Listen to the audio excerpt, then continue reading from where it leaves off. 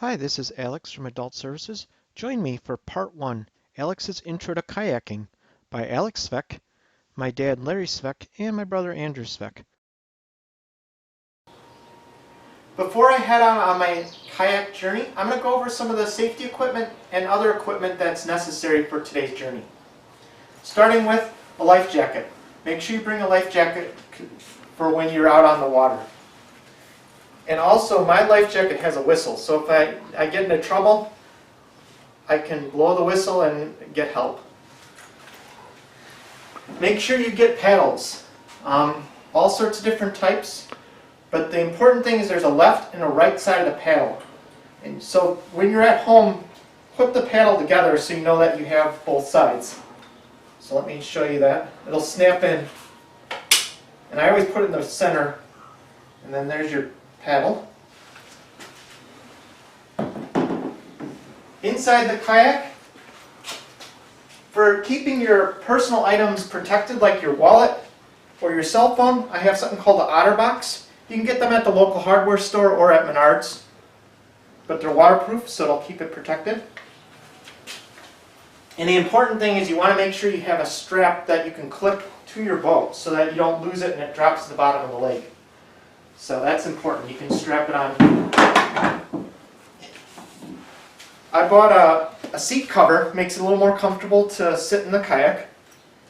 It's out of like a foam. If you're going to be taking pictures, a Canon portable underwater camera. Other important thing is there's a clip and also a string so that you don't lose your camera over the boat. If you have a double kayak like a tandem, you can get yourself a set of wheels so you can help maneuver it on the ground, since that one's a little bit heavier. A green ladder or any type of ladder. For tying down our kayak for transport, we start out with a hood tie down. This is important so that your kayak does not lift up while you're driving. So where you put that is you put it inside the hood here, and then you let it drop, and then one part of the strap will attach from here and the other part will attach to your kayak straps. To help us lift the tandem kayak onto the vehicle, we have created a wood lift device. My brother is attaching the wood lift device to one end of the kayak,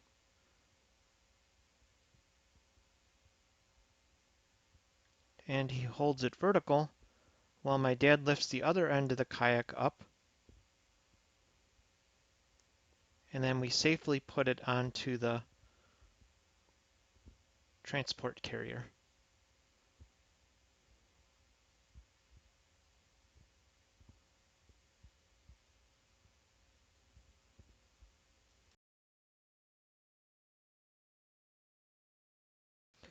The lift device is made from an 8-foot wood 2x2, a screw eye with the hitching ring from Menards, and a large metal carabiner clip to clip onto the front of the kayak. Total cost under $10.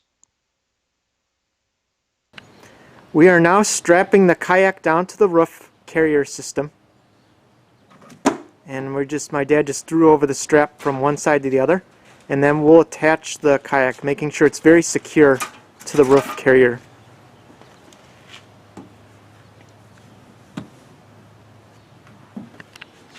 And here's how the completed strap on the kayak looks.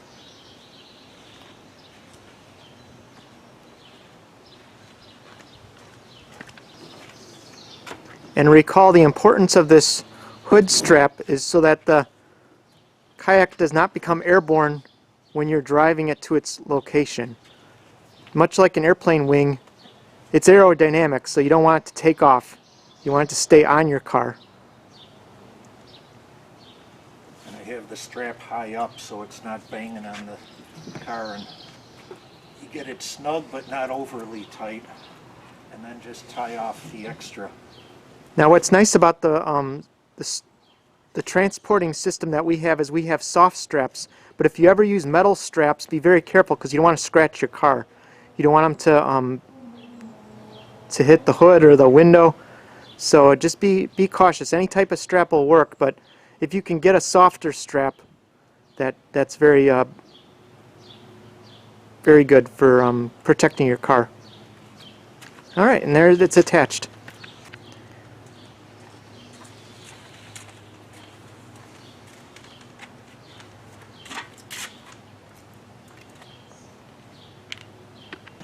When transporting two kayaks, it sure helps to get your straps put on for the second kayak ahead of time.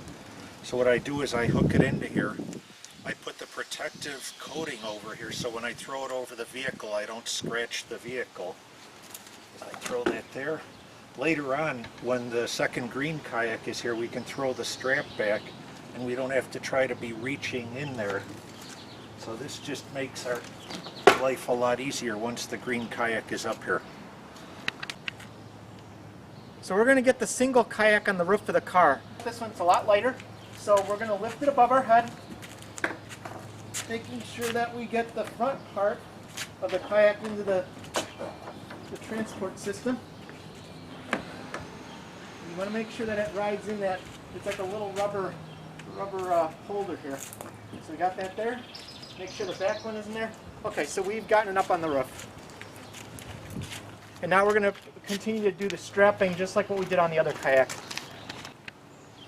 Now what we're going to do is to throw the straps back. Remember I preset them up so we don't have to reach in between the yellow and the green one to find them. So I gently throw it back. Once again, it's all padded so I'm not damaging the car. And now Alex can hook the straps onto the roof carrier.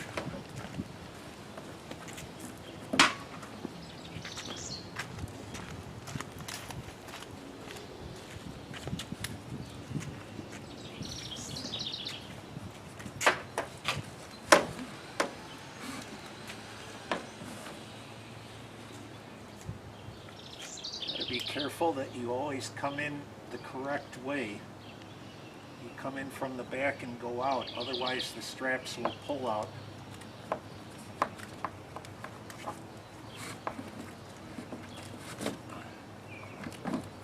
Snug it down. If I'm going on a long trip after I drive about a block, I like to stop when I'm still in the neighborhood and make sure everything is snugged down. Tie the excess so it's not flapping in the breeze. Again, I'm getting the back one.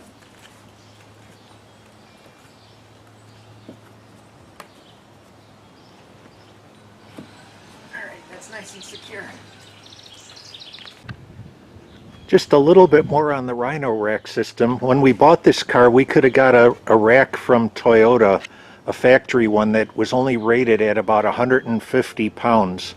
Since we have two tandem kayaks that are 90 pounds each, that would have been 180 pounds and we would have been over.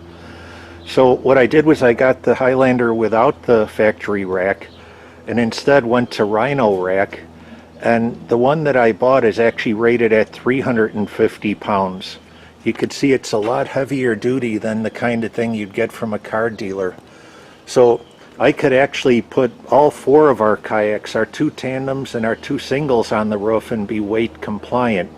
Obviously they wouldn't physically fit up there, but I was very concerned that it's weight compliant, especially if we were going to throw it on the roof and drive down to Florida or somewhere very far. Another type of transport system you can use is foam blocks on your roof carrier.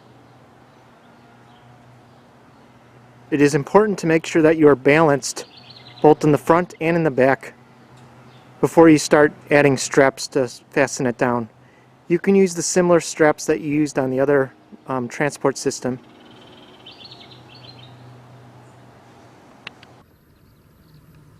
Kayaking at Moraine Hills State Park.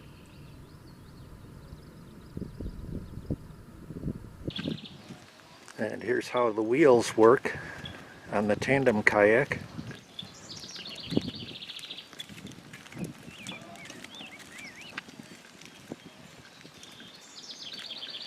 I like inflatable rubber wheels rather than the solid ones when you get onto rough trails.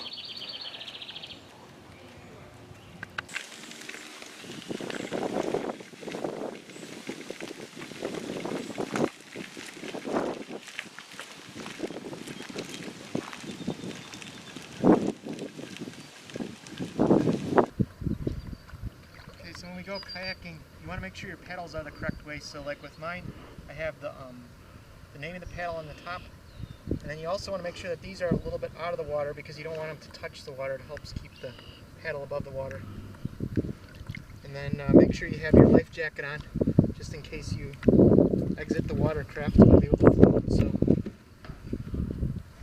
and then just to general get started, paddle on one side, on the left side it'll cause the kayak to move right. You paddle on the right side, it'll cause the kayak to go left, and then back and forth. For the double tandem kayak, the person in the front sets the pace, while the person in the back must follow the lead of the front. So there's my brother and my dad kayaking in the tandem.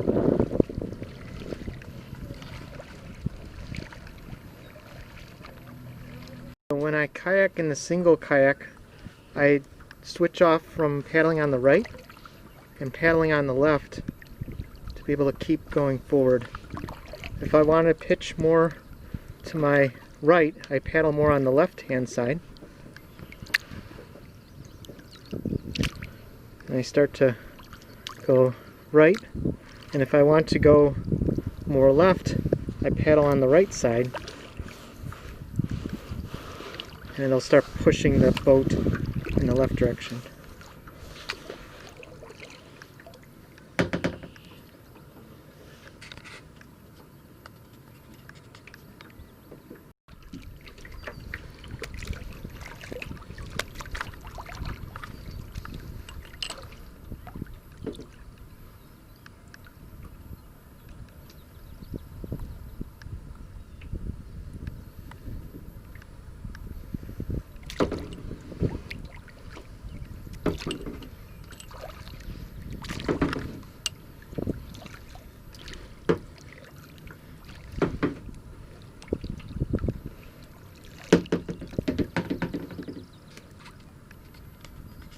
Things I consider when I'm kayaking: the current. If you go against the current, it's going to take a lot longer to paddle forward. If you're with the current, you can actually go sometimes a lot faster. On a lake, you're not going to get as many waves, but you got to consider the waves and the wind. If you get really high waves, you want to try to avoid being parallel to the waves so that your kayak doesn't get tipped over, especially if you're in an area where there's boats. A boat can come up to you. I know once I was on the Fox River, and a boat came up to me very fast and it caused a wave, so I went perpendicular into the wave and I was able to ride the wave no problem. But if I would have been parallel, the wave could have tipped my boat. So be very careful about waves, currents, wind direction. If you can go with the wind, it works really well. Going against the wind could be slower, and then balance your kayaking. So lake kayaking can be the easiest. River kayaking could also be tricky too if you have a place that has a lot of rapids. If it's like a creek, you want to be careful to watch out for rapids and rocks. You don't want to run your kayak into rocks or anything. And that's about it. Enjoy the kayaking. Considerations: always know where your depths of the water are. If the water gets too shallow, you don't want to bottom out. You want to try to stay in deep water if you can. Also be aware of your surroundings. If you get too close to the shore, you don't want to run into any plants or get beached. So keep that in mind.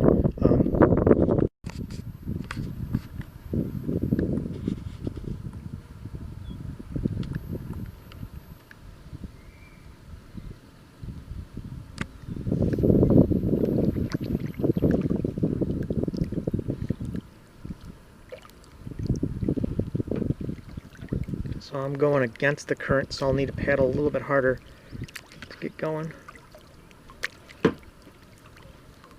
But just a little bit to the right, a little bit to the left, and I can keep myself going straight. That's the one thing I do like about this kayak.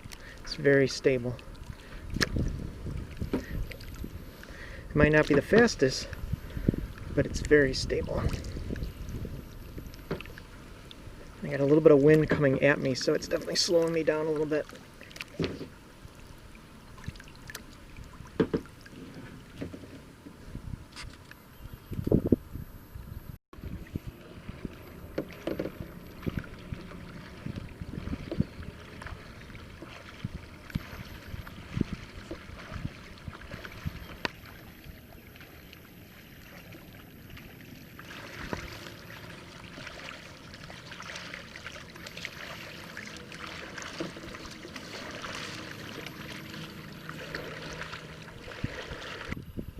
Thank you for coming to today's program. Enjoy a great blue heron that we spotted on our journey today.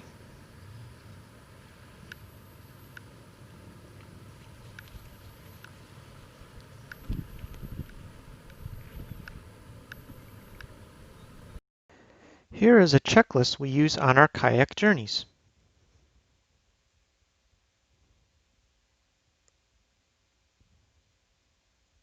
At the Fox Lake Library Database Hoopla, check out these ebook resources about kayaking. And finally, here's some select resources about kayaking through the Fox Lake Library catalog.